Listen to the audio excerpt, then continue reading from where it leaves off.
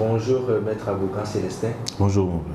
Vous êtes le conseil de Alberto Olympio, le président du Parti des Togolais. Et ce dernier a été jugé le 31 août dernier et la justice a requis 5 ans d'emprisonnement contre ce dernier. Mais visiblement, vous n'étiez pas présent à ce procès.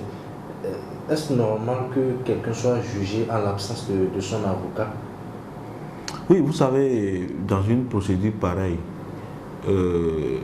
il paraît anormal qu'une personne poursuivie et dans ces conditions-là soit jugée non seulement en son absence et en l'absence de ces deux conseils.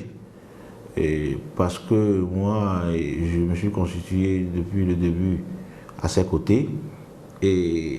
Mais lorsque le dossier a été évoqué pour la première fois, après la clôture de l'instruction, c'était le 17 août, j'étais à la barre, j'ai comparu et j'ai fait observer que mon client n'était pas au pays. Et donc, il va falloir qu'on nous accorde un délai conséquent, que ce soit un renvoi utile pour nous permettre de préparer notre défense, que mon client soit présent et que le débat soit contradictoire. Et malheureusement, on a estimé que 2 semaines pouvaient suffire, mais j'ai également fait observer que personnellement, je ne serai pas au pays le 31 août. Et donc, il va falloir qu'on en tienne compte.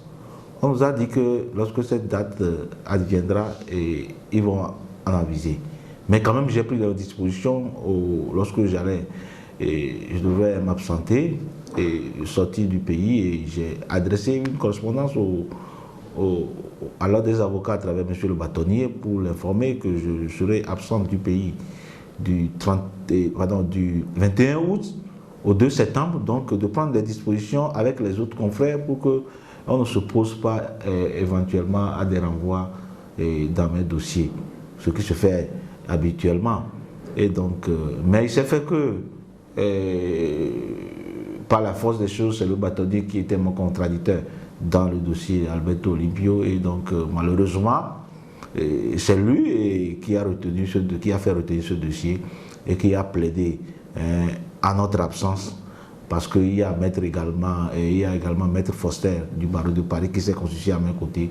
Malgré tout cette situation-là, on a estimé qu'il fallait juger mon client et rendre un jugement de défaut en son encontre, ce qui est regrettable dans un pays et dans un état de droit, un état qui te veut état de droit. Et donc nous ne sommes pas d'accord avec cette situation-là, parce qu'au moins on devait respecter notre absence et faire en sorte que le débat soit contradictoire et qu'il n'y ait pas un procès du genre, un procès unique. Et c'est ce que nous remarquons et c'est regrettable. Ce procès que vous qualifiez de parodie de procès a été précédé d'une procédure aussi bancale. Oui, vous l'avez dit, vous avez une procédure bancale et c'était quand même avec consternation que nous avons remarqué toutes ces malversations-là qui ont été commises dans ce dossier-là.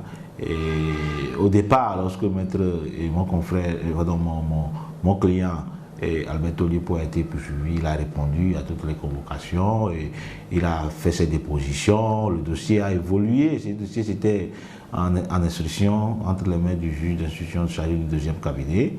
Et bon, lorsque le dossier a évolué, le juge a estimé que le dossier était en passe d'être clôturé et il a transmis le dossier au parquet pour ses réquisitions. Le parquet a requis le non-lieu. Et il y avait un réquisitoire définitif de non-lieu qui a été signé par un substitut du procureur. Et donc, nous avons personnellement consulté le dossier et nous avons remarqué la manière élégante, judiciairement et juridiquement élégante dont le substitut a motivé son réquisitoire de non-lieu. Et donc 2 mois plus tard, nous remarquons que ce réquisitoire de non-lieu a disparu au profit d'un autre réquisitoire qui charge mon client à tort et qui est signé cette fois-ci du procureur lui-même. Et donc, malheureusement, c'est sur la base de ce réquisitoire-là que le juge d'instruction a renvoyé l'affaire en police correctionnelle pour que mon client puisse être jugé. Et nous avons remarqué cette situation, nous avons écrit au garde des Sceaux pour le saisir de ces manifestations, de ces malversations-là. Malheureusement, nous n'avons pas eu de réponse avant que le dossier ne soit clôturé, avant que le procès ne soit programmé. Et donc, ils sont dans cette logique-là et ils ont voulu juger mon client en son absence. Et c'est ce qu'ils ont fait. Et le parquet a requis 5 ans d'emprisonnement contre Alberto Olympio. Pour rien parce que on ne peut pas dans un état de droit faire un procès comme ça de manière banale, comme il s'agit d'un fait anodin. Et ce n'est pas sérieux, ça ne fait pas du sérieux. Et pour un pays qui se veut démocratique, un pays qui se veut respectueux des droits de l'homme, et c'est regrettable et c'est aussi révoltant. La conjugaison de cette procédure bancale et puis du procès qui ne s'était pas passé dans des manières orthodoxes, vous fait dire qu'il s'agit en fait d'une cabale politique orchestrée contre votre client. C'est pas moi qui le dis, vous savez. J'avais oublié de préciser qu'en temps, j'avais envoyé des conclusions exceptionnelles et j'avais demandé au juge d'annuler la procédure d'instruction parce qu'il en avait la compétence à travers des écritures que j'ai prises et que j'ai envoyées. Là aussi, on a fait fi, on a fait comme si de rien n'était. Donc, comme vous l'avez dit, au départ, moi, je me suis efforcé de croire. Je me suis abstenu, je me suis efforcé de ne pas croire vraiment que ce soit un procès qui revêt un caractère politique. Jusqu'au jour, les meneurs, j'allais dire les auteurs ou ceux qui sont impliqués dans cette affaire-là l'ont révélé.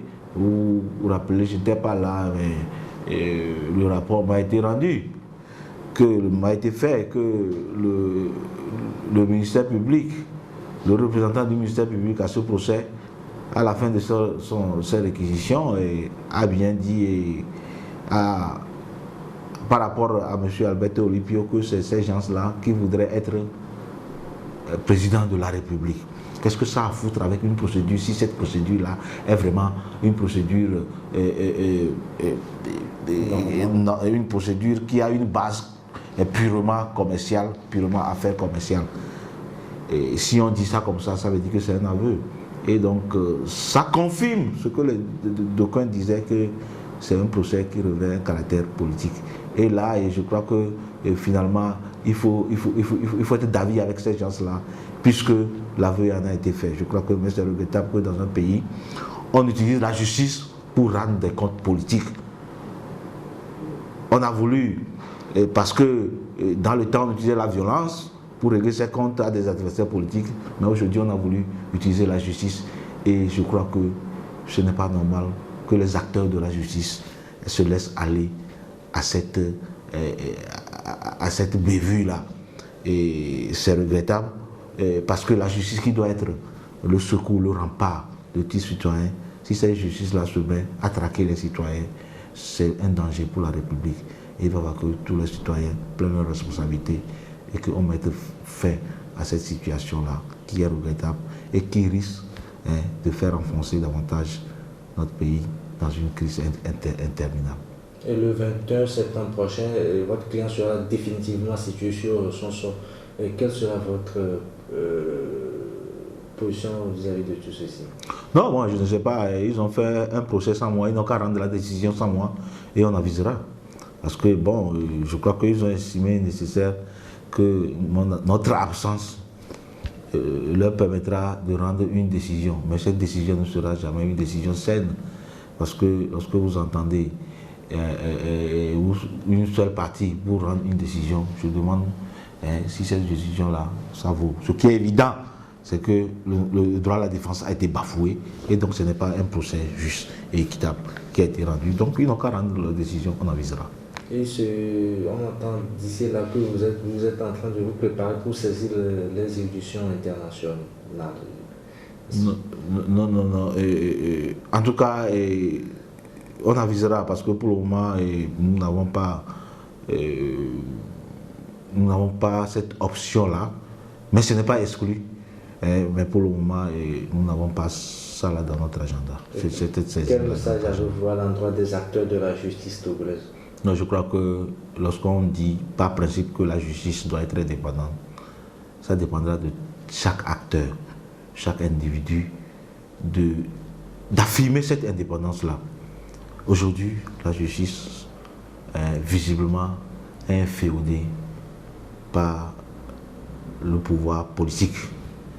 Et je crois que, comme je l'ai dit tantôt, c'est suicidaire pour une république. Il va falloir que chaque acteur de la justice s'affirme pour se départir du pouvoir politique et pour être vraiment au service de la nation entière. Et c'est en cela seulement que nous pouvons nous affirmer dans le Conseil des Nations. Donc, merci, Maître Abougan Célestin. C'est moi qui vous remercie.